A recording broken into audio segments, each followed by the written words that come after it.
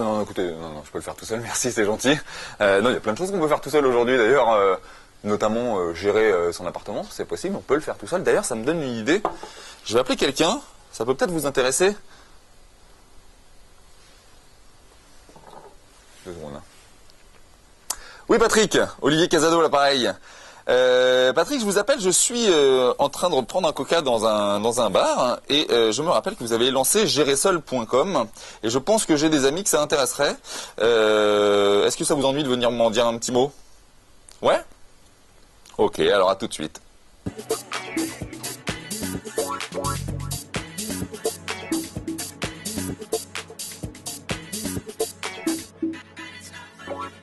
Salut Patrick, merci d'être venu, Bonjour, c'est sympa.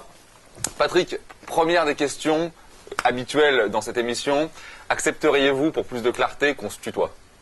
Eh bien écoute, pour plus de clarté, on va se tutoyer, d'autant plus que dans la vie courante, on se tutoie. Donc je trouve que devant la caméra, il faut qu'on se tutoie. Couverture grillée. Eh ouais. Ok Patrick. Est-ce que tu peux nous parler, j'en parlais un instant, de la création de gérersol.com et surtout, pourquoi tu l'as fait?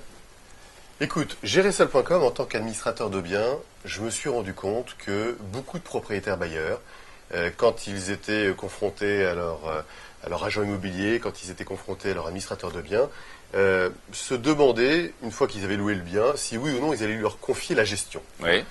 Ça arrive, 2 fois sur 3 ou 2 fois sur 4 qu'on récupère la gestion. Mais de temps en temps, le propriétaire bailleur dit qu'il a le temps, dit que sa femme peut s'en occuper, et souhaite s'en occuper tout seul, vraiment tout seul. D'accord. Donc, je me suis dit que sur le marché, il n'existait pas d'outils réellement complets qui pouvaient se substituer à l'administrateur de biens et qui pouvaient donc assister le propriétaire bailleur pour qu'il puisse gérer lui-même son bien de A à Z.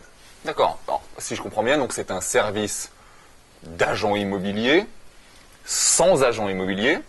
C'est-à-dire que le propriétaire fait ce qu'il veut tout seul avec un outil de gestion très simple. Mais pourquoi se substituer à l'agent immobilier? Tu penses qu'il y avait un souci de ce côté-là? Non, surtout pas. C'est pas du tout, que les choses soient bien claires, une substitution à l'agent immobilier. D'abord parce que c'est pas le même service. D'accord. Je serais tenté de dire que l'administrateur de biens